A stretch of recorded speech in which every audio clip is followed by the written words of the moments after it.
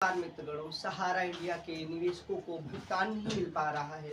उनकी समस्याएं अलग है, कर्मचारियों की समस्याएं अलग है। लगातार 10 साल से कई आंदोलन हो चुके। केंद्र सरकार कई वादे दावे करती है। गृह मंत्री अमित शाह कहते हैं 45 दिन में निवेशकों का पैसा मिल जाएगा। सहारा कोऑपरेटिव सोसाइटी के डिपॉजिटर्स को कहना चाहता हूं, आप सेंट्रल रजिस्ट्रार कोऑपरेटिव सोसाइटीज को आपका डिमांड भेज दीजिए।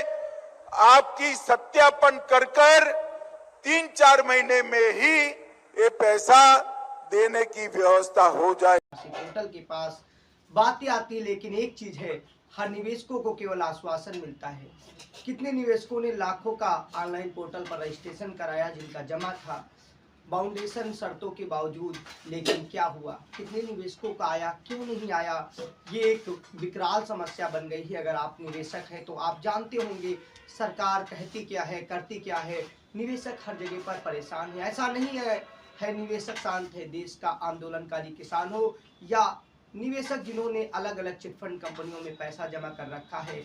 राजधानी, देश की राजधानी दिल्ली से लेकर यूपी की राजधानी लखनऊ, मध्य प्रदेश की राजधानी भोपाल और बिहार की राजधानी पटना और यूं कहें झारखंड की राजधानी रांची तक हर जगह पर लगातार निवेशक अपनी प्रस्तुति यानी अपनी उपस्थिति दर्ज कराते हुए आंदोलन। करोड़ से अधिक निवेशकों की समस्या है, लेकिन कितने निवेशकों को पैसा मिल पाया है, क्यों नहीं मिल पा रहा है?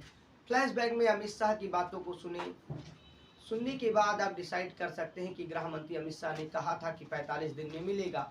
इनकी ये बात कितनी सच्ची है और आखिर क्यों नहीं हो पाया? फिर आप तमाम अखबार पेपर को पढ़ रहे हैं, पढ़ा और देखा, समझा कि वाकई में लोकसभा चुनाव 2024 जारी है। 18 जुलाई को जो पोर्टल लाया गया था, वो पोर्टल निवेशक लगातार आंदोलन करके कह रहे हैं फेल हो गया है।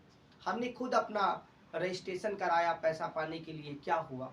क्यों नहीं मिल पा रहा है? 50,000 या 19,999 से ऊपर वालों का अधर में क्यों फंस गया है? जिनका अधिकतर लोगों की संख्याओं में एक समस्या आ रही है, उस समस्या का नाम है डिफिशियंसी।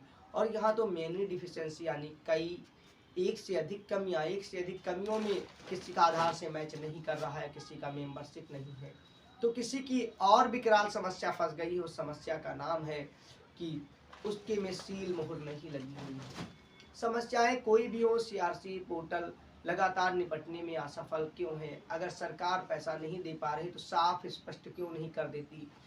इस समय 2 लोगों के पाले में गेंद है। एक सीआरसी के पाले में, जिसके पास 5,000 करोड़ रुपए मिले हैं सहारा सीआरसी रिफंड पोर्टल 24,912 करोड़ में से, और दूसरी है सुप्रीम कोर्ट के पाले में, उसे पूरा निर्णय करना है। कितना समय बीत गया है। जब एक मुद्दे से लगभग करोड़ों लोग प्रभावित होते हैं, क्या उसे प्राथमिकता से नहीं निपटाया जा सकता? आखिर वो कौन सी मजबूरी है 12 करोड़ के करीब निवेशकों की समस्या में बड़े बड़े मामले जल्दी? क्या ये संवैधानिक या अन्य मुद्दों वाली बेंचें नहीं सुन सकती हैं? आखिर कब राहत दी जाएगी?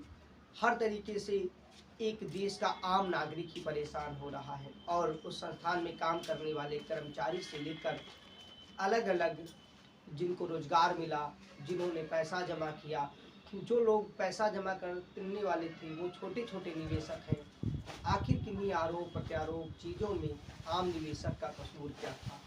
आखिर वाकई में अगर सरकार सिंसियर है तो इन आम आदमियों का पैसा कब मिलेगा? लोकसभा चुनाव का बिगुल बजने ही वाला है।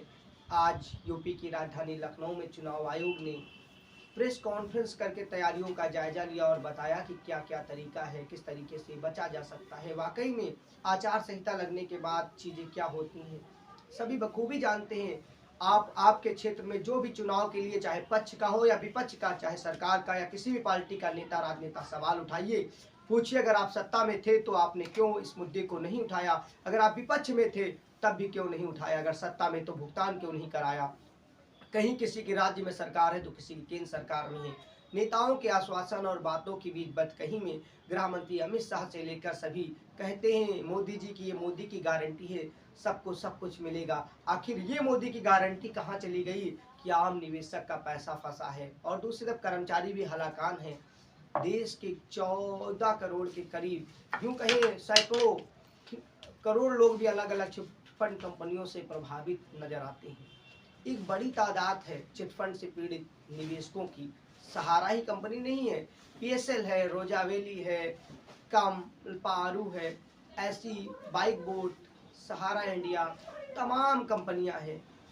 लेकिन आम आदमी जो फंसा हुआ है उसका पैसा आखिर किन बजट एक्ट 2019 बनाया गया, क्यों लागू नहीं किया गया?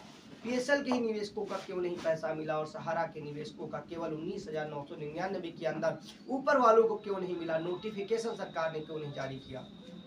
सवाल उठाइए और पूछिए, हर जानकारी मिलते रहेगी विशाल की रिपोर्ट पे।